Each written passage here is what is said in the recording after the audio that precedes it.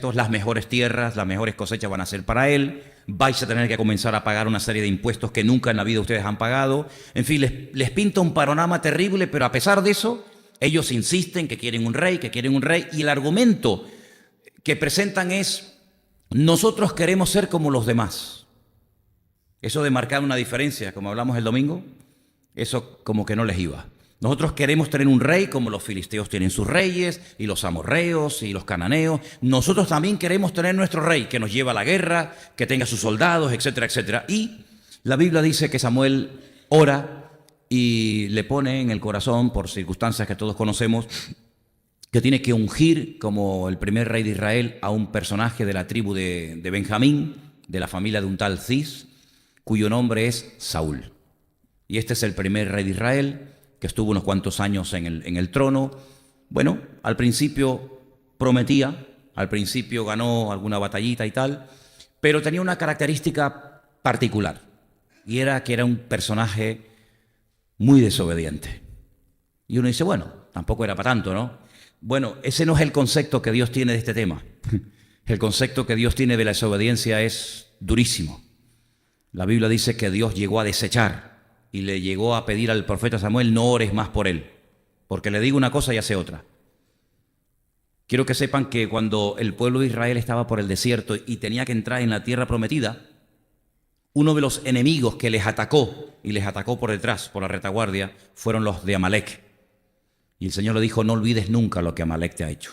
Ha atacado a los más débiles, a las mujeres que van detrás, a los ancianos, a los niños, y esto no tienes que olvidarlo nunca. Porque no solamente eso, sino que fue un enemigo que dice que se levantó contra el mismísimo trono de Dios. Era un enemigo traicionero, un enemigo que quería incluso ganarle la batalla a Dios. Y bueno, fue una batalla tremenda, porque dice la Biblia que el mismísimo Moisés se tiene que subir a lo alto de una montaña y con sus manos levantadas se tiene que poner a interceder y a orar por el pueblo. Y dice que mientras lo hacía, el pueblo de Israel le ganaba, prevalecía contra Amalek. Pero claro, los brazos de Moisés se cansaban, lo bajaba, y en ese momento prevalecía, hasta que dos hombres del pueblo de Israel se dieron cuenta de que cuando dejaba de orar Moisés se notaba en el pueblo, y automáticamente suben a la montaña, le dicen: siéntate, tú siéntate, ponte cómodo, nosotros vamos a agarrar un brazo, el otro te va a agarrar el otro, y tú sigue orando, te vamos a apoyar, que lo tuyo es orar. Y entonces dice la Biblia que mientras este hombre oraba, pues obtenían la victoria. Pero lo que está bien claro es que Amalek no fue destruido totalmente en esa batalla, sino que sobrevivió. Entonces pueden leer el extraordinario libro de Esther, donde cuenta la historia de cómo un rey, que era de Amalek, pues intenta exterminar a todo el pueblo de Israel. Pueden leer la historia, que no tiene desperdicio, es una historia extraordinaria. Bueno, pues el Señor le dice en un momento puntual de la vida de Saúl, este primer rey, que tiene que pelear contra Amalek y destruirlo. Esto está por ahí, por el capítulo 15, lo veremos más adelante, ¿no? Pero solamente quiero destacar lo siguiente. Cuando Saúl va a la guerra, él sabe perfectamente que no se le va a permitir, como en otras guerras, tomar un botín, tomar el botín de guerra y repartirlo entre los soldados, sino que tiene que desechar todo, porque Dios no le va a permitir a Saúl que tome botín de guerra, sino que de Amalek no tiene que coger ni una moneda. Lamentablemente, pues él, autorizando al pueblo, el pueblo perdonó al rey, Agag dice que se llamaba, dice que perdonó ovejas, animales, de lo más bonito, y cuando Samuel se presenta por allí y le dice: ¿y todo esto qué es? Yo creo que la orden estaba clara, ¿no? La orden es que no tenías que traer nada al campamento, ni los más bonitos de los animales, ni nada. Y la excusa que Saúl presenta, en vez de decir: oye, pues lo siento, me he equivocado, he pecado, he desobedecido al Señor, es: bueno, es que el pueblo, yo no tengo nada que ver, el pueblo lo ha perdonado para presentarlo en sacrificio a tu Dios. Y entonces cuando Samuel le dice: mira, más importante que presentar sacrificios es obedecer al Señor, que es lo que tú nunca has hecho, obedecer al Señor. Y ahora te quieres justificar que vas a presentar sacrificios al Señor, cuando a ti, ¿cuándo te ha pedido el Señor que hagas sacrificio? A ti el Señor te dio una orden y tú no la has cumplido, y encima, en vez de reconocer, en vez de admitir que has pecado, pues como cuando David, ¿no?, se le dijo que había pecado y reconoció, pues le echas la culpa a los demás para justificarte. Esto es una actitud muy infantil, ¿verdad? Yo no he sido, yo no sé, yo no soy, pero es una actitud muy peligrosa, porque cuando uno reconoce, se arrepiente, pide perdón, Dios siempre perdona a la persona que pide perdón, ¿sí o no? Siempre. Dios se agrada en perdonar, pero lo que no le hace ninguna gracia al Señor es ver que una persona peca y que se le amonesta y que encima pues sigue incluso echándole, proyectando sobre los demás su debilidad, su pecado o en fin, o su incompetencia, que fue en este caso, ¿no? Pero en el capítulo 1, que vamos a leer esta noche, porque el libro de Samuel tiene historias extraordinarias. Hay una historia que ya veremos en su momento cuando los filisteos le roban el arca y se la llevan, lo que pasa, cómo la devuelven. Pero el capítulo empieza hablando de cómo nació Samuel. El protagonista, por así decirlo, uno de los protagonistas principales del libro. Y vamos a leer a partir del versículo 1, ¿vale? Estamos en 1 Samuel, capítulo 1. Y dice así: hubo un hombre de una población llamada Ramataín, de Sofín, del monte de Efraín, que se llamaba Elcana, hijo de Jeroán, hijo de Eliú, hijo de Toú, hijo de Suf, Efrateo. Efrateo era Belén, ¿de acuerdo?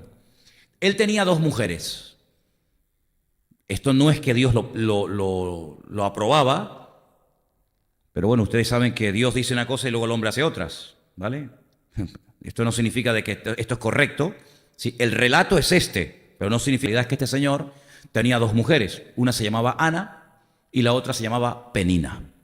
Penina tenía hijos, mas Ana no los tenía. Ahora, es interesante notar porque a veces en la Biblia encontramos a hombres que tenían 2 mujeres. Y esto tiene una razón de ser, ¿verdad? Generalmente con tenían sus relaciones sexuales y otra era simplemente para tener hijos y hijos y hijos y hijos y hijos, y a una la conservaban de tal manera que no le permitían tener hijos. Pero bueno, no vamos a entrar en esos detalles porque no es una cosa tan importante.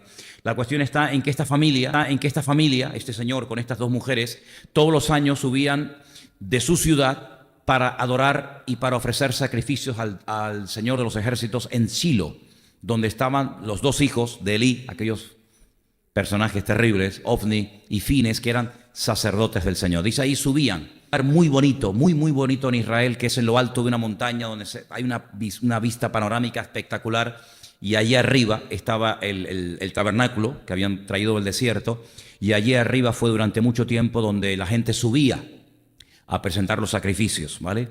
Entonces dice que cuando llegaba el día en el que Elcana los sacrificios, ¿vale?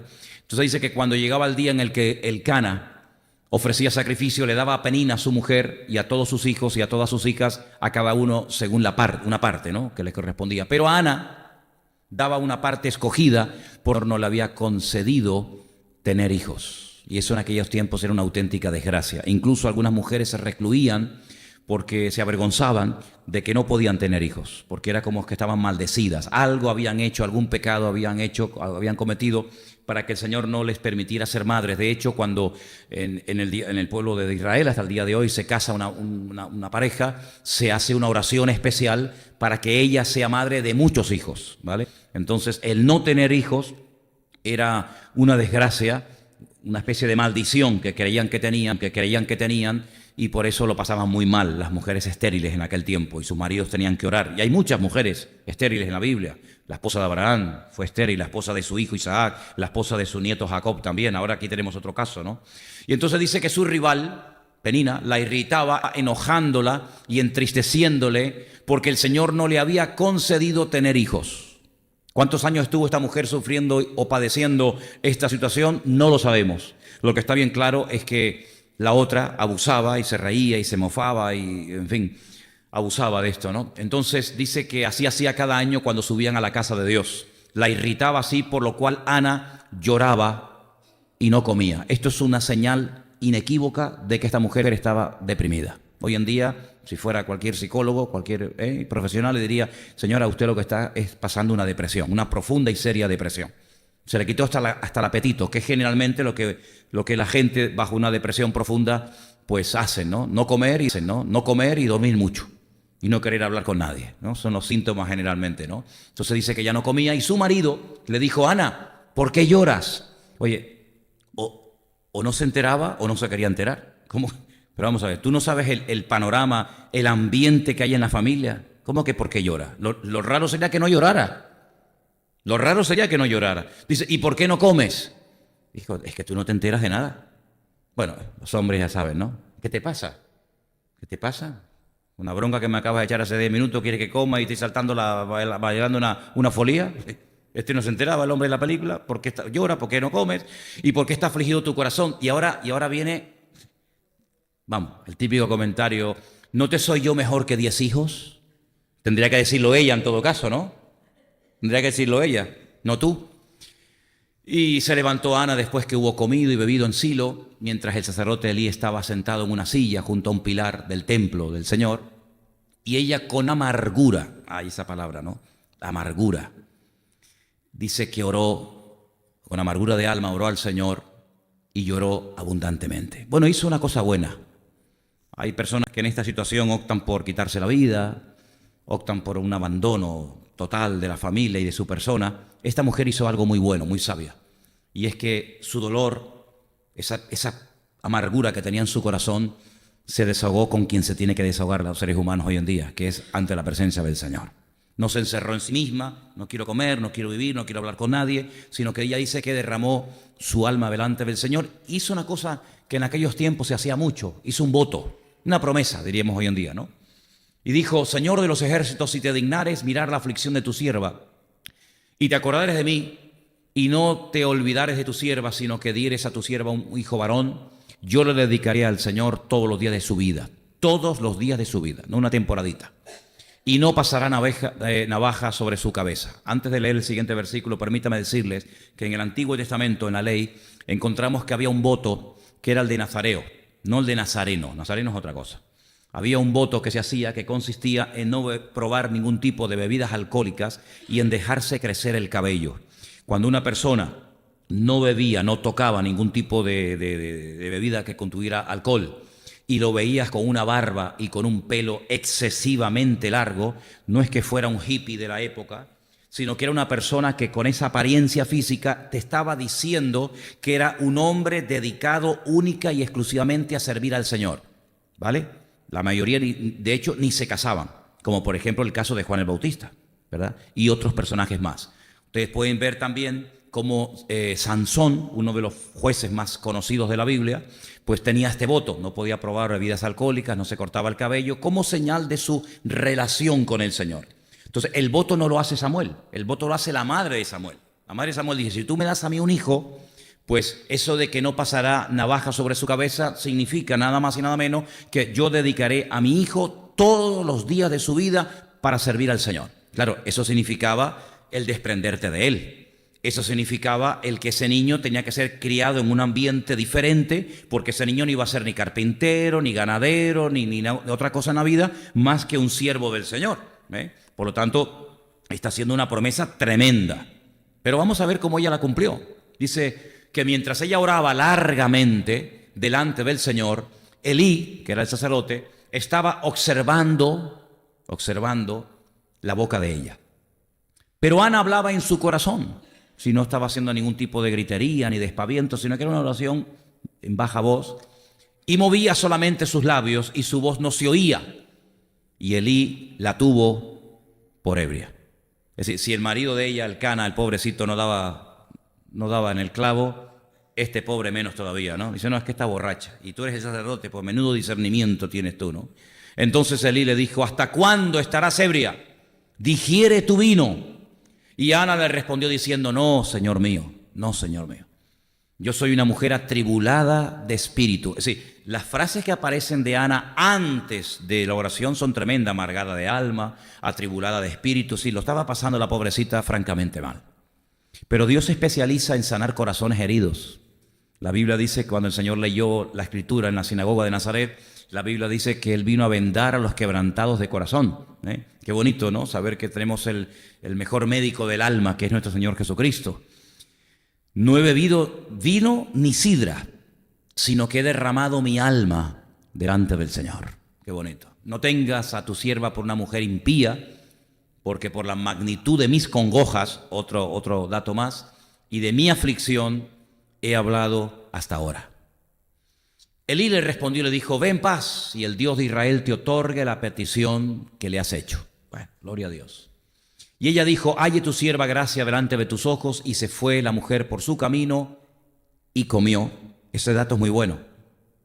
Y comió y no estuvo más triste. Es decir, hay un cambio. Si nosotros oramos al Señor y venimos con nuestra alma destrozada por problemas familiares, económicos, matrimoniales, físicos o de la índole que sea, y oramos al Señor y derramamos nuestra alma delante del Señor y oramos como dice su palabra, cuando decimos ese amén, no podemos volver otra vez a coger el peso, no podemos volver otra vez a coger la angustia y seguir con lo mismo, R que R, sino que esta mujer, oye, vamos, antes que no hacía, no comía, pues ahora voy a comer. Antes que estaba hecha polvo, ahora voy a estar tranquila y en paz. En otras palabras, esta mujer recobra el equilibrio, ¿sabes? Recobra la serenidad en su alma, en su espíritu. ¿Por qué? Porque acaba de hablar con Dios. Acaba de derramar su alma ante la presencia del Señor. Y cuando tú y yo oramos, pues oye, lo que no podemos es levantarnos exactamente igual. Entonces, ¿para qué oraste? Pues sigue orando. Si te vas a levantar de la oración y vas a seguir en esa actitud, lo mejor es que no hubieras dejado de orar, sino que siguieras orando. Y eso es lo que ella hace. Ella come, ella no está más triste, sino que hay un cambio por fuera y por dentro. Eso es muy significativo, ¿no? Y entonces, levantándose de mañana, adoraron delante del Señor y volvieron y se fueron a su casa en Ramá. Y el Cana se llegó a Ana, su mujer, y el Señor se acordó de ella. Si hay una parte humana, hay una parte divina. Si ella no dice, bueno, pues ahora que el Espíritu Santo me deje embarazada. No, si tú estás casada, dice la mujer, dice la Biblia, la mujer cumpla con su marido el deber conyugal. Y el marido cumpla con su mujer el deber conyugal. No, es que yo estoy orando. Sí, ya, pero hija, estás orando. Llevas 15 días orando y tienes a tu marido a pan y agua, ¿no?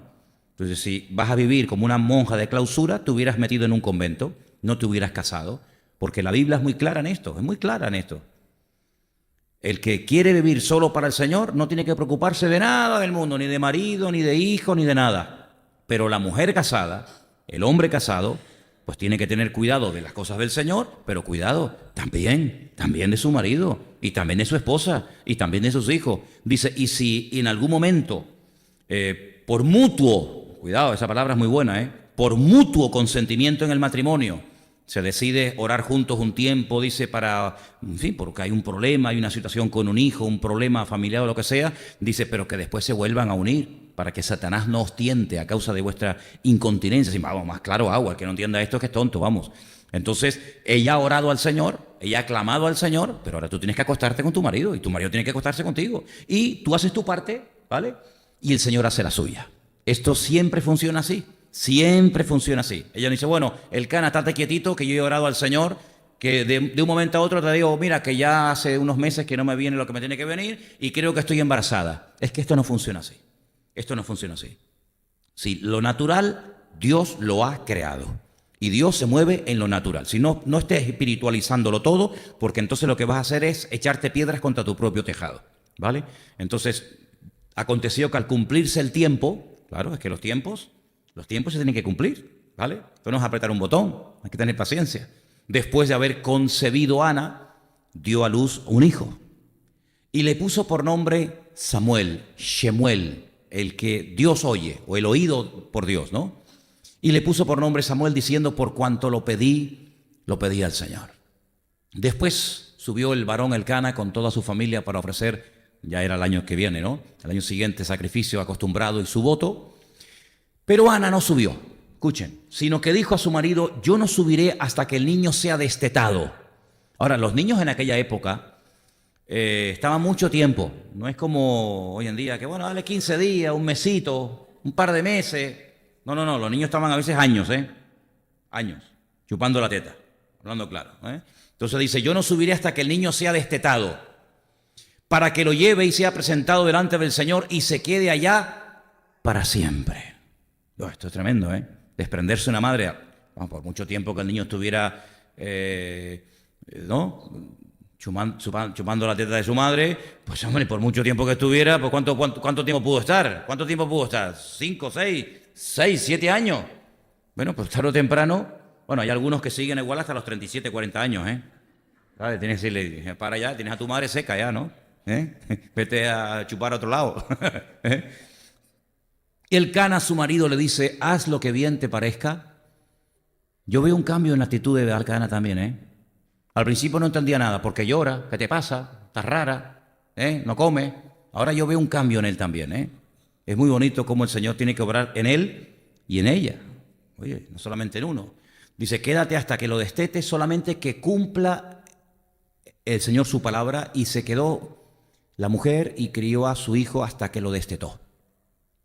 Después que lo hubo destetado, lo llevó consigo. Escucha, no lo llevó con las manos vacías, sino que dice, con 3 becerros. Con 3 becerros. Vete a comprar un becerro hoy en día. Vete a comprar un becerro. ¿Cuánto te cuesta a ti un becerro? Yo no estoy muy puesto en esto, pero un becerro vale un dinero, ¿eh? Ahora tú retrocedes miles de años atrás, una familia normal y corriente, que no era una familia pudiente ni multimillonaria, que compran 3 bueyes, 3 cabezas de ganado. Y entonces no solamente eso, sino que dice, lleva un efa de harina, una cantidad de harina, una vasija de vino, y lo trae a la casa del Señor en Silo, y el niño era pequeño. Evidentemente eso es una ofrenda que lleva al templo, al tabernáculo. Dice, y matando el becerro, pero si te das cuenta en el versículo 24 dice, habla de 3. Es que no mataron a los 3. Uno era para el sacrificio y los otros 2 eran para el sacerdote. Eso es lo que nos está dando a entender la Escritura. Era la ofrenda que se le daba al sacerdote, ¿verdad? En aquella época.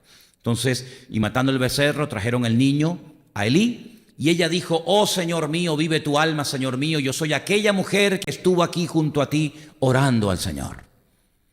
Por este niño oraba. Y el Señor me dio lo que le pedí.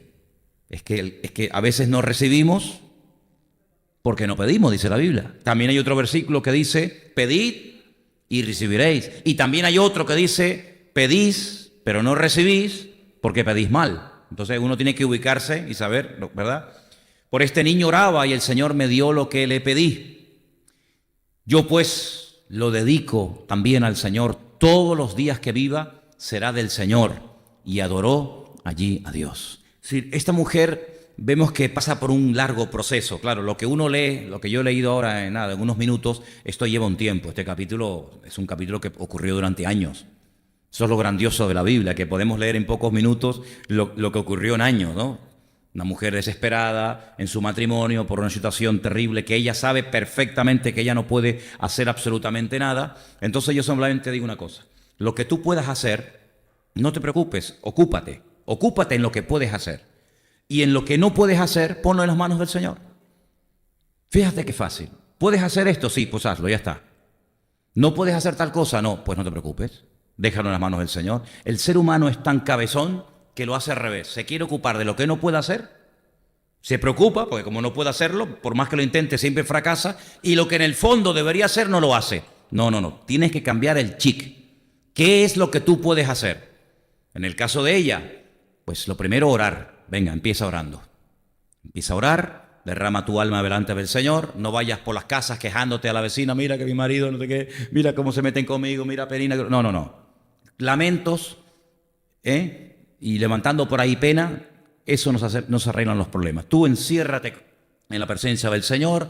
Dice la Escritura, tu Padre que te ve en lo secreto, te recompensará en público. Entonces lo primero que ella hace es decir, bueno, vamos a ver, este problema no se soluciona ni con dinero, ni yendo al médico, ni levantando pena y lástima y compasión. Este problema que yo tengo es un problema que se me escapa de las manos. Ni siquiera poniéndome de acuerdo con mi marido lo podemos solucionar. ¿Quién me puede a mí sacar de este atolladero? ¿Quién me puede a mí ayudar a esta situación que yo tengo? Este problema físico. Muy bien, ¿el Señor? Pues el Señor. Buscad primeramente el reino de Dios y todo lo demás vendrá por añadidura. Ella derrama su alma delante del Señor. Y yo no veo a Ana otra vez agobiada, preocupada, quejándose, sino que yo la veo que vuelve a una vida normal, donde mantiene relaciones con su marido, donde ella dice que no está más triste. Si pone todo de su parte para cambiar su actitud, cuando una persona está triste, la forma como habla, la forma como te mira, la forma como se viste incluso, pues delata que estás pasando un problemón. Ella no, ella dice, no estuvo más triste. Ahora añádele a eso todo lo que quieras. Y dice que empieza a comer, lleva una vida normal. Todavía no has sentido los síntomas de un embarazo, acaba de orar. Acaba de orar. ¿Qué síntomas va a sentir si aún no ha tenido oportunidad de estar íntimamente con su marido? Pero ella cambia su actitud. Y después cuando llega a la casa, pues hace lo que tiene que hacer una mujer casada, cumplir con su marido, y ella espera en el Señor. Pero no empieza a estar gozosa y no empieza a comer y no empieza a actuar de una forma diferente cuando ya sabe que está embarazada. No, eso no dice la Biblia. La Biblia dice que ella se levantó, porque se ve que estaba postrada, evidentemente, se ve que estaba orando de rodillas o tirada en el suelo, vete tú a saber. Dice, ella se levantó y comió y no estuvo más triste. Y después habla de que su marido, el Cana, se llegó a ella y tal y cual, pero ella toma medidas antes de. No sintió nada, no vio nada, no se le apareció un ángel, no tuvo una visión, un sueño, sino que ella creía que si ella oraba y clamaba a su Dios la iba a ayudar y le iba a responder. Fíjate que Dios no le habla, Dios no le dice, bueno, no te preocupes que vas a ser madre. Dios no le dice nada, es más, el único que le dirige la palabra la dirige mal.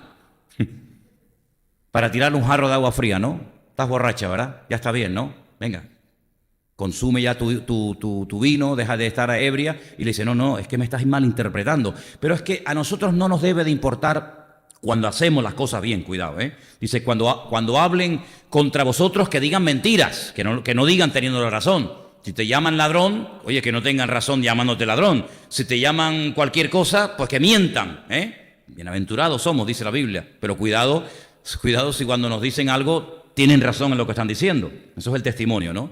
Entonces, esta mujer vemos que derrama su alma delante del Señor. Ella cambia previamente a estar con su marido, porque a veces nosotros caemos en un grave error. Es que yo no voy a cambiar porque yo veo que tú sigues igual. ¿Cómo has dicho? A ver, repítelo otra vez. Es que a mí me da igual si tú cambias o no. El primero que tiene que cambiar soy yo. Es que claro, es que tú no cambias, es que tú siempre estás igual, es que a ti no te debe de importar si cambia o va a peor la persona. Ana sabía perfectamente de que esa no es una actitud de una creyente, acongojada de espíritu, amargada, llena de aflicciones, pero ¿qué tipo de vida llevas? Es que olvídate ya de que eres una mujer casada, olvídate ya de tus vecinas, de tus familiares, es que la vida que llevas no es vida, ni es nada, eso es una tortura, eso es un infierno. Por lo tanto, la primera que tiene que cambiar eres tú, Ana. ¿Has orado? Ahora cambias. Claro, cuando llegues a la casa, la otra, Penina, ella no va a cambiar. Penina no cambió nunca. La Biblia no dice que Penina se dejó de meter con ella. Penina seguirá siendo Penina toda la vida. Siempre habrá una Penina en tu vida. Siempre habrá una persona que te diga, tú eres cristiano y tú no sé qué. Y tú no... Pero a ti no te preocupes lo que digan la madre de él, la madre de ella, la madre del primo. A ti no te importa. La que tiene que cambiar de actitud eres tú, porque tú eres la que has derramado tu alma delante del Señor. Tú has demostrado una actitud de espiritualidad, de fe, de confianza en el Señor. Por lo tanto, ahora hay que pasar a la acción, hija. No, yo no quiero comer. ¿Cómo que no quieres comer? Es que no comías porque estabas triste. Pero si ahora no comes después de haber orado, entonces no sé a quién has orado. No sé a quién has orado. Entonces veo en Ana una persona coherente con su fe. Es que hay tanta incoherencia en algunos cristianos. Oran y luego se siguen quejando. Oran al Señor, vienen al culto, escuchan la palabra, vienen a las reuniones de oración, pero luego siguen, es que no tengo trabajo, es que no tengo tal. Pero vamos a ver, pero tú no te das cuenta que la oración tiene que ir acompañada de una serie de ingredientes que van a fortalecer esa oración. Tú no te das cuenta que la oración que tú haces y la pones delante del Señor, tú te puedes cargar, la puedes llenar, la puedes contaminar tu fe con tu actitud. Porque si sigues igual, entonces yo creo que tú no has entendido lo que acabas de hacer. Tú has orado al Dios vivo, al Dios que tiene ojos y ve, al Dios que tiene boca y habla, al Dios que tiene oídos y oye. Si tú crees que yo he orado a un Dios que me oye y que responde, porque la Biblia dice, clama a mí. Claro, pero podía haber dicho, clama a mí, punto. Bueno, pues clamo, pero no te prometo nada. No, pero es que el Dios que me dice, clama a mí, añade una frase extraordinaria. Y yo te responderé. Jeremías 33:3, para más información. Clama a mí y yo te responderé. Pero no pone punto, sino dice, y te enseñaré cosas grandes y ocultas que tú no conoces. Es que ese versículo es una bomba. ¿Por qué no se lo aprenden de memoria? Clama a mí y yo te responderé y te enseñaré cosas grandes y ocultas que tú no conoces. Venga, clama a mí y yo te responderé y te enseñaré cosas grandes y ocultas que tú no conoces. Ustedes solo, clama a mí. ¿Dónde está? Eso es una maravilla. Eso es una maravilla. Entonces yo clamo al Señor. Claro, Ana oraba ¿por qué? Porque quería ser madre. A lo mejor tú dices, ay, yo no voy a hacer esa oración porque como yo ore al Señor y me haga madre ahora a estas alturas, imagínate el lío en el que me meto. Bueno, una señora de 90 años oró y el Señor la dejó, así que ten cuidado lo que oras. A lo mejor tú tienes que orar por otra cuestión, no importa, pero ora con fe. Ora con fe, dice la Biblia. Encomienda al Señor tu camino, confía en Él. ¿Cuándo? No lo dice. Él hará. Bueno, pues cuando Él lo crea conveniente, ¿no? Entonces ella se vuelve a la casa y de repente, al tiempo se da cuenta de que ella está embarazada. Amigo, entonces ahora tienes que recordar todo lo que has dicho en aquella oración. Porque una vez escuché un pastor que decía que hay cristianos que pasan de la oración a la amnesia. Le hacen todo tipo de promesas al Señor. Señor, si tú me ayudas, si tú tal, si tú cual, yo te prometo que no sé qué. Y después el Señor obra y ya ni se acuerda ni lo que dijo ni nada, ¿no? Esta no. Ana tenía muy buena memoria y dijo, yo oré por este niño. Yo le pedí que si era un niño varón, yo se lo dedicaría al Señor todos los días de su vida. Entonces, claro, ella sabe que tiene que ser coherente. Hay un versículo por ahí que ustedes conocen perfectamente, que está en Eclesiastés, que dice, es mejor que no prometas. Es que tú no estás obligado a prometer nada. Tú no estás obligado a prometer nada. Ahora, la Biblia dice, si prometes, tienes que cumplir lo prometido. Y más cuando se lo prometes al Señor. Tú sabes que hay 3 personas a las cuales no se le pueden hacer promesas, porque la van a recordar toda la vida. Una es la mujer, otras son los hijos y otra es el Señor. Como tú le prometas a tu mujer una cosa y no la cumple, amigo, eres hombre muerto. Eres hombre muerto. Tú me prometiste, ¿verdad? O a tus hijos, papá, tú me dijiste, y al Señor dice que es mejor no prometerle que prometer y no cumplir. Sé pronto en cumplir tus promesas al Señor. Este es un tema que a lo mejor algún día hablaremos en la Biblia porque se ha desvirtuado tanto el tema de las promesas y de los votos, ¿verdad? Pero en la Biblia hay casos, hay muchos casos y es bíblico. En un momento determinado hacer una promesa, pero no como un trueque. Cuidado, cuidado, no es un trueque. Yo te prometo tal a cambio de cual. No, así no funciona el voto. Entonces, esta mujer le dijo, hombre, si ya me has dado la bendición grande de poder ser madre, que es lo que yo he querido toda mi vida, pues ahora que tú me lo has dado, qué mejor que mi hijo se dedique a lo que mejor se puede dedicar un hombre en esta vida, que es a servir al Señor. Hombre, no es que sea malo dedicarse a otras a cuestiones de la vida, pero ella dice, pues si el Señor me lo dio, yo se lo encomiendo al Señor. Entonces ella lo único que pidió es que le dejaran un tiempito, unos años, tenerlo en casa. Y yo creo que la influencia, esto ya es de mi propia cosecha, yo creo que la influencia y la enseñanza de Ana en la vida de Samuel fue tremenda, tremenda. Porque dicen que los primeros años, primeros 5, 6, 7 años del niño, son como una esponja. Y ahí lo marcas para bien o para mal. De hecho, es curioso que cuando muchas personas ya son muy mayores, recuerdan muy bien su infancia. Lo bueno que fue o lo terrible que fue.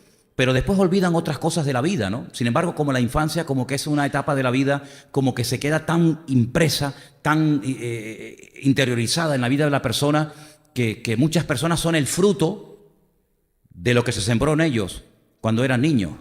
Bueno, el famoso proverbio, ¿no? Instruye al niño en su camino, y aun cuando fuere viejo, no se apartará de él. Son promesas que hay por ahí por la Biblia, ¿no? Pero yo veo, por ejemplo, en el caso de Ana, una influencia tremenda, porque Samuel marcó una diferencia en su época. Samuel fue un hombre de Dios tremendo, casi 40 años de ministerio. Pero después, viendo este tema, veo que hay otra crianza de otro niño pequeño que lo marcó. Y fíjense, Moisés. Moisés, cuando lo encuentra la hija del faraón, ven que es un niño de 3 meses, este niño tiene todavía que estar en el pecho de su madre. Pues por ahí aparece Miriam, que es su hermanita, y le dice, si quieres busco a alguien que te lo críe. Claro, ¿a quién se lo va a criar? La madre, ¿no? Y entonces le dice, venga, llévatelo, y la costumbre era hasta que fuera destetado. ¿Cuánto tiempo estuvo Moisés en la casa de su madre y en la casa de Miriam? Yo no sé cuánto. Nadie tal vez con seguridad te lo puede decir. Lo que sí te puedo asegurar con todo el sentido es que esos años que estuvo en la casa Moisés con su madre y con su padre y con sus hermanas, con su hermano Aarón y Miriam, lo marcaron para toda la vida. Lo marcaron para toda la vida, porque luego se lo llevan y se va a vivir al palacio del faraón. Y ahí se pierde el contacto. Y cuando él tiene 40 años, dice, es que yo me he criado aquí, este es como si fuera mi padrastro, mi madrastra, pero mi pueblo está en las calles. ¿Cómo lo sabía él? ¿Verdad? ¿Cómo sabía él? Porque él fue criado, dice según, en toda ciencia de Egipto. Él era un egipcio. Hablaba como los egipcios, caminaba, se vestía como un egipcio, pero aquella enseñanza lo marcó, que dice que él salió un día por las calles y él no tenía esa arrogancia de los egipcios, de decir, mira los asquerosos esclavos a estos, dándole patadas, sino que él vio que un egipcio golpeaba a un hebreo y a él se le revolvieron las entrañas.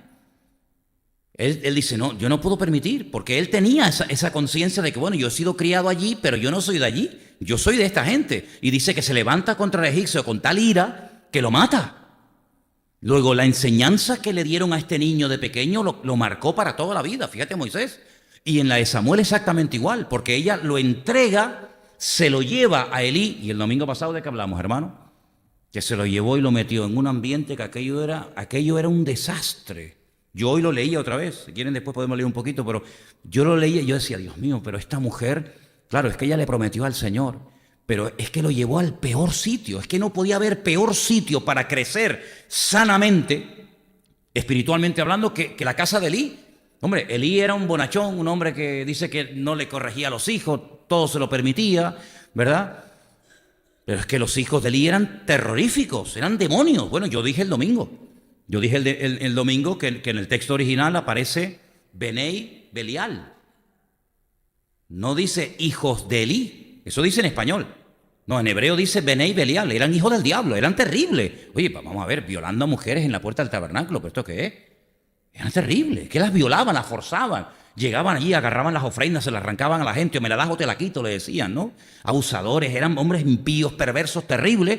Y allí voy a meter yo a mi hijo. Por la mañana, por la tarde, por la noche, por la mañana, por la tarde, por la noche, viendo la conducta, viendo el comportamiento. Bueno, pues leyendo un poquito más adelante, resulta que encuentro versículos tremendos, muy impactantes. Estamos en 1 Samuel y dice, por ejemplo, el capítulo 3. El joven Samuel ministraba al Señor en presencia de Elí, la palabra del Señor escaseaba en aquellos días, ¿verdad? Pero sin embargo vemos que Samuel una noche recibe un llamado, cuando es un niño, y Dios le habla y le da una palabra impresionante para Elí, para Ofni y para Fines. Y le da una palabra profética terrible diciendo, en un día morirán tus hijos, cosa que ocurrió. Pero sin embargo, en el capítulo 3, versículo 2 dice, aconteció un día que estando Elí acostado en su aposento, cuando sus ojos comenzaban a oscurecerse de modo que ya no podía ver. Claro, en aquellos días no había luz eléctrica ni nada, imagínate la oscuridad, lo oscuro que tenían que ser las noches en aquellos tiempos. Samuel estaba durmiendo en el templo del Señor, donde estaba el arca de Dios, y antes de que la lámpara de Dios fuese apagada, Dios llamó a Samuel y le dijo y le respondió, heme aquí. ¿Cuánto tiempo hacía que Dios no llamaba a nadie? Siglos. Y Dios le habla por nombre. Y entonces corriendo, claro, el niño no es consciente, ¿no? Sale y le dice a Elí, heme aquí, ¿para qué me llamaste? Y Elí le dice, yo no te he llamado, vuelve y acuéstate. Y él se volvió y se acostó. El Señor volvió a llamar otra vez a Samuel y levantándose Samuel vino a Elí y le dijo, heme aquí, ¿para qué me has llamado? Y él le dijo, hijo mío, yo no te he llamado, vuelve y acuéstate. Oye, con qué naturalidad, ¿no? Dios llama a este chico, ¿no? Y Samuel no había conocido aún al Señor, ni la palabra del Señor le había sido revelada. Servía a un Dios que no conocía. Esto es un mensaje tremendo, ¿no? Sirvo a un Dios que en el fondo no sé ni cómo habla ni quién es, pero por fe lo sirvo, ¿verdad? Porque en el servicio descubrió al Señor. Eso es muy bonito, ¿no? Sirviendo, descubrió al Señor. Y entonces dice que el Señor lo llamó por tercera vez y le dijo, Samuel. Y él se levantó y vino a Elí y le dijo, heme aquí, ¿para qué me has llamado? Entonces entendió Elí. Ahora entiéndeme, ya era a la tercera va la vencida, ¿no? De ahí vendrá. Elí entendió que el Señor estaba llamando al joven, ¿no? Pero la palabra que recibe es impresionante, ¿no? El día siguiente casi le da temor a Samuel decirle todo lo que el Señor le dijo la noche anterior para Elí, para sus hijos, ¿no?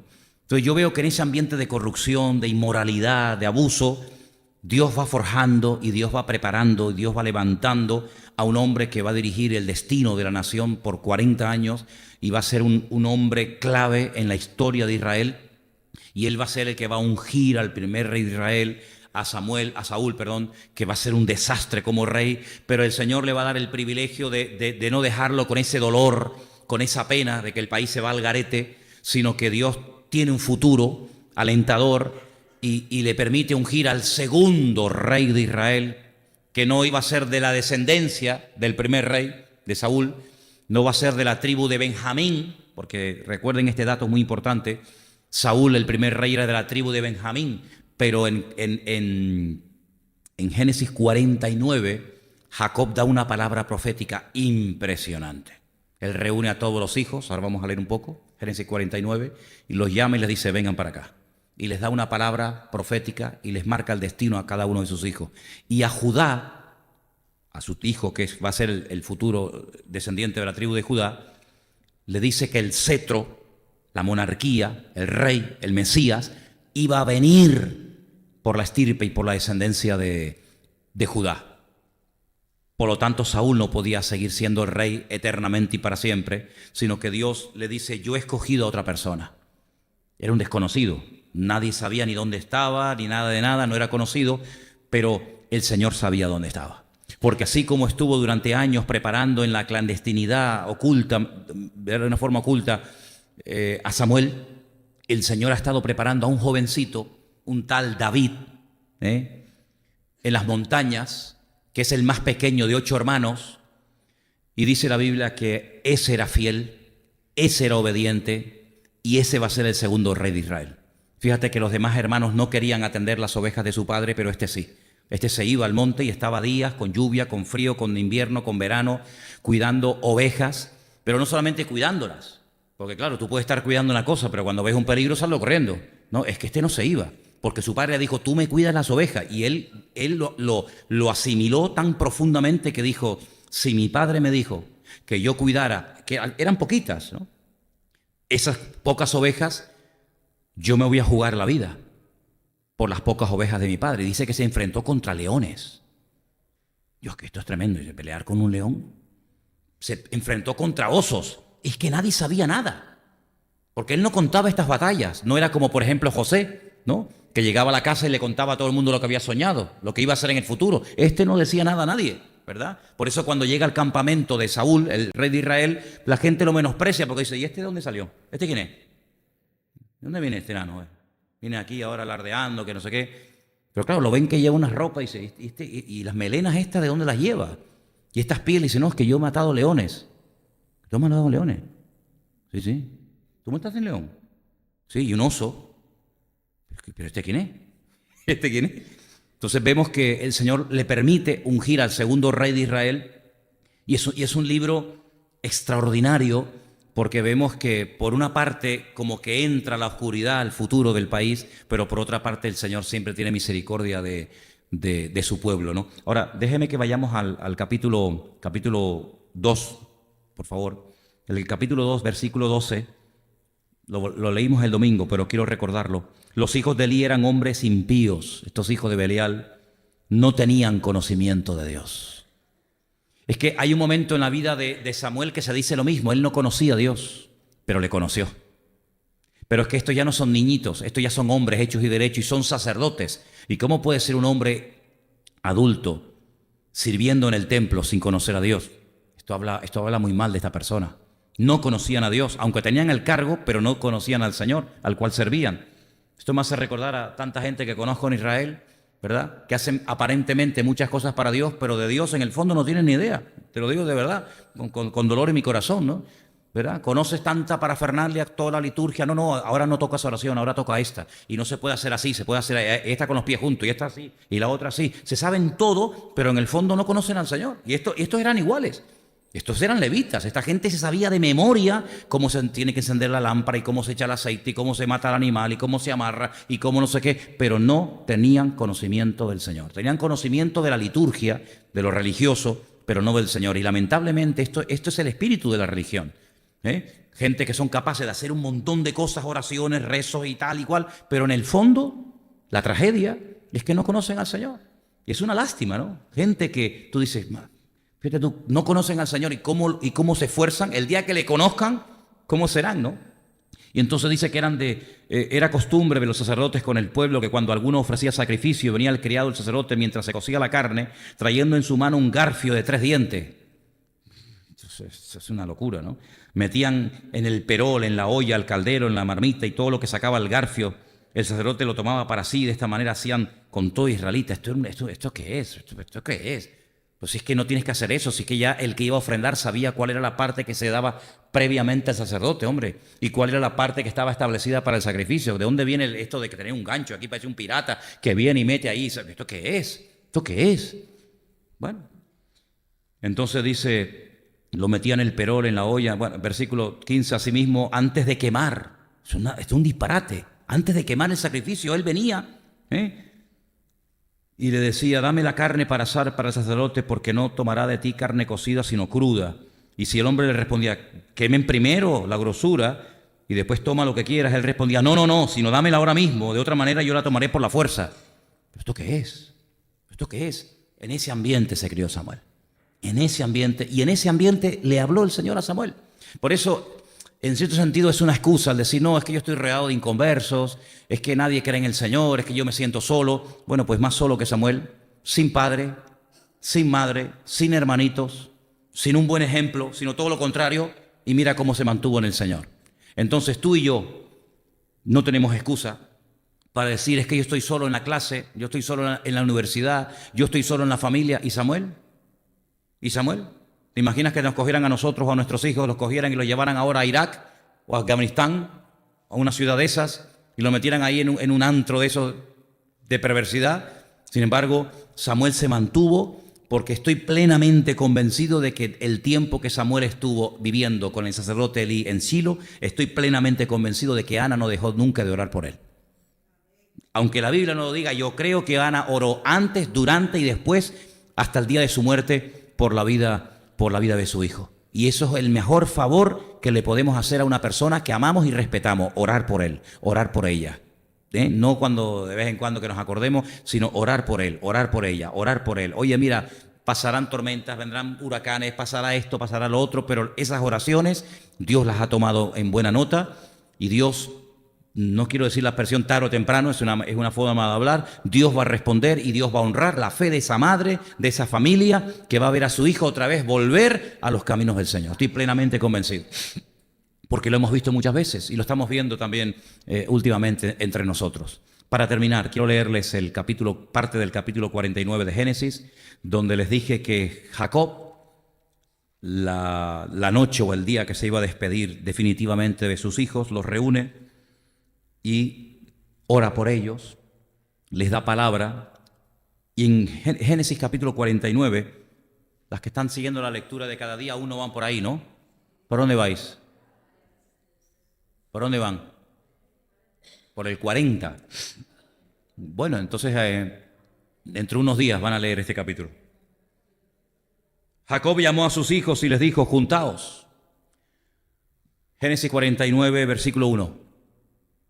Juntaos, os declararé, esta expresión es tremenda, lo que ha de acontecer en los días venideros. Con el telescopio de la palabra profética les dice, vengan, que ustedes no se enteran de la película, pero yo les voy a contar lo que va a pasar en los próximos días venideros.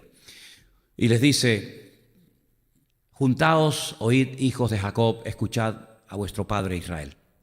Rubén, ese es el primero.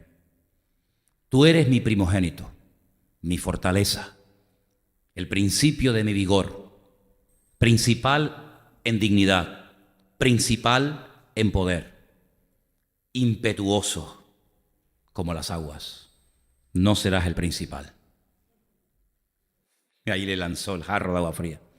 Por cuanto subiste al lecho de tu padre, entonces te envileciste subiendo a mi estrado. Es decir, lo que has hecho, aunque seas el primogénito, aunque yo te tuve cuando estaba en mi plena vitalidad y fuerza como hombre, tú no vas a ser el principal, porque lo que hiciste te trae consecuencias terribles a tu vida. Dice que Rubén se acostó con una de las esposas de su padre. Y su padre le dijo, lo lamento mucho, pero tú no vas a ser el principal. A estos dos, a Simeón y a Leví, los pone juntos. A todos los demás les da palabra por separado. A estos dos no. Y ahora les voy a decir por qué. Simeón y Leví son hermanos. Armas de iniquidad son sus armas. En su consejo no entre mi alma, ni mi espíritu se junte en su compañía, porque en su furor mataron hombres y en su temeridad desjarretearon toros. Maldito su furor, que fue fiero, y su ira, que fue dura. Yo los apartaré en Jacob y los esparciré en Israel. Ahora, fíjense bien, esto tiene que ver con aquella matanza injusta, cruel, que cometieron cuando Dina, ¿os acordáis de Dina? Una de las hermanas de ellos, fue violada. Dice que salió y entonces dice que el príncipe de la tierra de Siquén, creo que era, la viola. Y entonces, imagínate, terrible, ¿no? Estos guardan el rencor. Qué tremendo es el rencor, ¿eh? Qué tremenda es la amargura. Ese espíritu no perdonador que pueden pasar generaciones, años, ¿verdad? Como no lo sacas de ti, te termina matando. Dice la Biblia que llegaron a un acuerdo y dijeron, mira, lo que ustedes han hecho no se hace entre nosotros, esto es una vileza, esto es un abuso. Pero dice que él de verdad se enamoró de Dina y dijo, bueno, yo quiero corregir, yo quiero pedir perdón, ¿qué tenemos que hacer? Y le dijeron, lo que tienen que hacer es circuncidarse. Bueno, eso es convertirse. Eso sería, tienen que convertirse. Si nosotros no podemos emparentar con inconversos. Entonces lo que tienen que hacer es circuncidarse. La circuncisión era la señal del pacto. Cuando una persona se convertía, utilizaríamos ese término nosotros, se tenía que circuncidar. Por eso ustedes van a encontrar que el Señor salió en el encuentro a Moisés para matarlo porque no había circuncidado a su hijo. Entonces ellos aceptan, ¿vale? Nos vamos a circuncidar con lo que eso conlleva. Renunciar a la idolatría, convertirse al Dios de Abraham, de Isaac y de Jacob, dejar la inmoralidad, etcétera, etcétera, etcétera. Ellos dijeron, adelante, estamos dispuestos. Toda una ciudad entera, Al tercer día, estos dos, Leví y Simeón, dicen, oye, ahora están los hombres en el peor momento. Entonces acaban de circuncidar, no son niños que se hayan circuncidado, son gente adulta, sin anestesia. Ahora si les atacamos no tienen fuerza para defenderse. Y los reventaron a todos. Mataron a todos los hombres de la ciudad. Hicieron una masacre, una injusticia, porque una cosa es pelear contra una persona que te está atacando. Cuando dice la Biblia no matarás, realmente el mandamiento dice no asesinarás. Eso es un asesinato. Eso no fue en defensa propia, sino esto fue un crimen, esto fue una injusticia. Ustedes han puesto unas condiciones, el pueblo las ha cumplido, y ustedes les mienten y van y los asesinan. Eso no está permitido en la palabra de Dios, eso es un crimen. Entonces cuando Jacob se entera, dice, yo no puedo permitir esto. Por eso dice que ustedes son alejados de mí, esa ira, ese furor. Leví, digamos que rectificó cuando dice la Biblia que se levantó contra los que habían adorado en el desierto al becerro de oro, y dice que se lanzó, ¿verdad? Hizo una limpieza en el campamento. Entonces ahí como que restituye un poco la vida, ¿no? Pero Simeón por el contrario no. Entonces no vamos a leer todo el capítulo, solamente quiero llevarles al capítulo al pasaje de Judá, porque es un capítulo muy largo. Pero fíjense que cuando le habla el Señor a Judá, y digo esto porque David, el segundo rey de Israel, era de la tribu de Judá, le dice en el versículo 8, Judá, te alabarán tus hermanos. Tus hermanos te van a alabar. Tu mano en la cerviz de tus enemigos. Los hijos de tu padre se inclinarán a ti. Ay, amigo. Cachorro de león, Judá. De la presa subiste, hijo mío.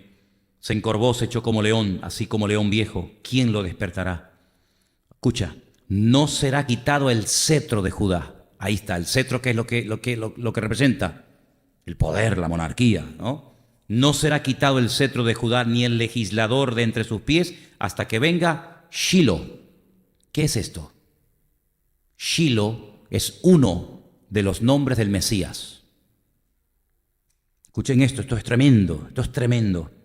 Lo voy a volver a leer. No será quitado el cetro de Judá, ni el legislador de entre sus pies, hasta que venga Cristo, hasta que venga Shiloh, y a él se congregarán los pueblos. Entonces, se le da a la tribu de Judá el cetro, la autoridad para ser rey. Y dice, y no se le va a quitar a Judá el cetro, la autoridad, hasta que venga Shiloh. ¿Vino ya o no vino? Por eso cuando nació el Señor Jesucristo, el rey de Israel no era de la tribu de Judá. Era un idumeo llamado Herodes el Grande. Por eso Cristo tenía que haber nacido en aquella época, no podía haber nacido antes, porque si hubiera nacido antes, estaba el nazí. El nazí es el que llevaba, no relacionen esa palabra con nada moderno porque se van a confundir. El nazí era el descendiente de la tribu de Judá que podía ocupar el trono como rey. Claro, ¿quién iba a poder ocupar el trono legal como rey? Nadie. Por eso Roma dijo, bueno, tú te ponemos como rey. Entonces dice que el cetro será quitado a Judá, no le sería quitado, y el legislador entre sus pies hasta que viniera Shiloh. Cuando vino el Señor Jesucristo, los magos de Oriente vinieron, van al Herodión, van al palacio del rey Herodes, pasan la primera guardia, pasan la segunda guardia, tocan las trompetas, le dicen al rey, hay unos señores allá afuera. Claro, era toda la parafernalia, no es que, hola, ¿qué tal? ¿Cómo estás? Sino, era toda la parafernalia, no entrabas al trono del rey así por la cara, sino que había todo un ceremonial, se anunciaba, vienen personas de Oriente cargadas con oro, incienso, con mirra, y entonces cuando les dan autorización para llegar al trono donde está el rey Herodes, la pregunta es un poco incoherente, la pregunta es un poco extraña. ¿Ustedes quiénes son? ¿De dónde vienen? Nosotros venimos de lejanas tierras, venimos de Oriente. ¿Y a qué vienen ustedes aquí? Venimos a adorar al rey de los judíos, porque su estrella hemos visto en el Oriente. Si lo tienen delante al rey de los judíos, no. Tú no eres el rey de los judíos. A ti te han puesto. Tú no eres ni judío. Nosotros venimos a adorar al verdadero, al rey de los judíos.